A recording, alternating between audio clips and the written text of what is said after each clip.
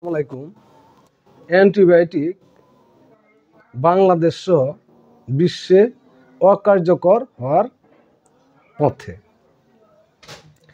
Antibiotic একটি ওষুধ যা ব্যাকটেরিয়ার সংক্রমণের চিকিৎসা করা হয়। এটি শুধু ব্যাকটেরিয়ার জীবাণুর বিরুদ্ধে কাজ করে। যদি সর্দি, কাশি বা ফ্লুতে ভাইরাসজনিত সংক্রমণে কাজ করে না এই অ্যান্টিবায়োটিক। ব্যাকটেরিয়া হলো রোগ সৃষ্টিকারী জীবাণু। রেজিস্ট্যান্স হলো সহনশীল। ব্যাকটেরিয়া ঘটিত রোগ সারতে পারে না, তখন সুস্থ হওয়া খুবই কঠিন হয়ে যায় মানুষের জন্য। বাংলাদেশ প্রতিদিনে 6 জানুয়ারির একটি প্রতিবেদন পড়ছি। অ্যান্টিমাইক্রোবিয়াল রেজিস্ট্যান্সের কারণে 2050 সালের মধ্যে 40 মিলিয়ন বা 4 কোটি মানুষের মৃত্যুর কারণ হতে পারে। AMR এর যুক্তরাজ্যের বিশেষ দূত এবং ইংল্যান্ডের সাবেক চিফ মেডিকেল অফিসার সেলি ডেভিস রবিবার অবজারভারকে বলেছেন, অ্যান্টিমাইক্রোবিয়াল রেজিস্ট্যান্স AMR ঘটে যখন ব্যাকটেরিয়া, ভাইরাস এবং অন্যান্য ধরনের জীবাণু তাদের চিকিৎসার জন্য ব্যবহৃত ওষুধের চেয়ে শক্তিশালী হয়ে ওঠে, তথাকথিত সুপারবাগ তৈরি করে। সুপারবাগ হলো সাধারণ অ্যান্টিবায়োটিকের বিরুদ্ধে প্রতিরোধী হয়ে ওঠে যেখানে অ্যান্টিবায়োটিক কাজ করে না।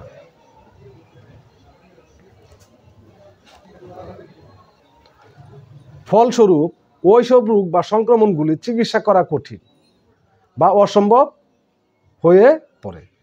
AMR-কে একটি ক্রমবর্ধমানে অ্যান্টিবায়োটিক জরুরি অবস্থা হিসাবে বর্ণনা করা হয়েছে। AMR-কে একটি ক্রমবর্ধমান অ্যান্টিবায়োটিক জরুরি অবস্থা হিসাবে বর্ণনা করা হয়েছে, যা সার্জারি এবং প্রসবের মতো রুটিন চিকিৎসা পদ্ধতিকে হুমকির মুখে ফেলে দিয়েছে। ফলে জীবনের ঝুঁকিও বাড়ছে। AMR বছরে আনুমানিক 1 মিলিয়ন বা 10 লাখ মৃত্যুর জন্য দায়ী। তবে ডেভিসের মতে এই সংখ্যা 2050 সালের মধ্যে দ্বিগুণ হবে। বয়স্ক জনসংখ্যা বিশেষভাবে ঝুঁকিপূর্ণ। এসব ক্ষেত্রে 70 বছরের বেশি মানুষের মৃত্যুর হার 1990 সাল থেকে 80% বৃদ্ধি পেয়েছে। অ্যান্টিবায়োটিক প্রেসক্রিপশন এবং অপব্যবহার সীমিত করার প্রচেষ্টা সত্ত্বেও সমস্ত বিদ্যমান অ্যান্টিবায়োটিকের প্রায় 70% বিশ্বব্যাপী পশু সম্পদে ব্যবহৃত হয়।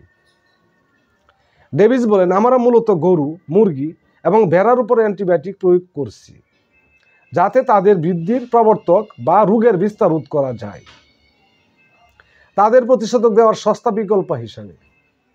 যদি আপনি নিবিড় চাষ করেন যেখানে প্রচুর অ্যান্টিবায়োটিক ব্যবহার করা হয় বা একটি ব্যস্ত হাসপাতালে যেখানে দুর্বল পয় নিষ্কাশন ব্যবস্থা আছে, প্রতিরোধী ব্যাকটেরিয়া জলপথে প্রবেশ করতে পারে।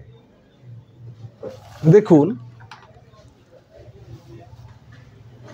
হসপিটালে যেখানে পয় নিষ্কাশনের সমস্যা এবং ভেজা ভেজা স্যাঁতসেঁতে পানি, এখানে ব্যাকটেরিয়া সম্প্রসারণ ঘটতে পারে। আমাদের দেশে অতিরিক্ত অ্যান্টিবায়োটিকের ব্যবহার হচ্ছে, যেখানে চিন্তা ভাবনা করে অ্যান্টিবায়োটিকের ব্যবহার করার প্রয়োজন। নির্বিচারে অপ্রয়োজনে যেখানে সর্দি কাশি সেখানে অ্যান্টিবায়োটিক খাওয়া হচ্ছে। অপ্রয়োজনে অ্যান্টিবায়োটিক খাওয়া উচিত না। 3 নম্বরে বলা যায়,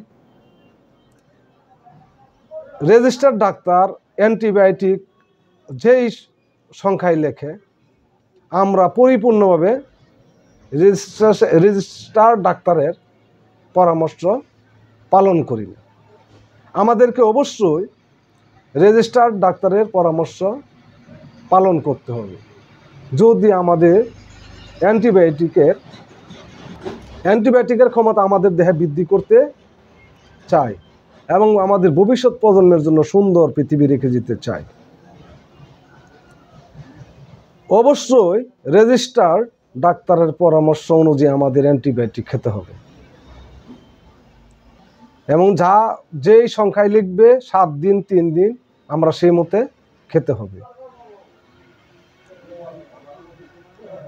কোনো ওষুধের ফার্মেসি থেকে, দোকান থেকে কোনো অ্যান্টিবায়োটিক ক্রয় করা রেজিস্টার্ড ডাক্তারের পরামর্শ ছাড়া ক্রয় করা যাবে না। সুপার বাগ হলো সাধারণ অ্যান্টিবায়োটিক বিরুদ্ধে প্রতিরোধী।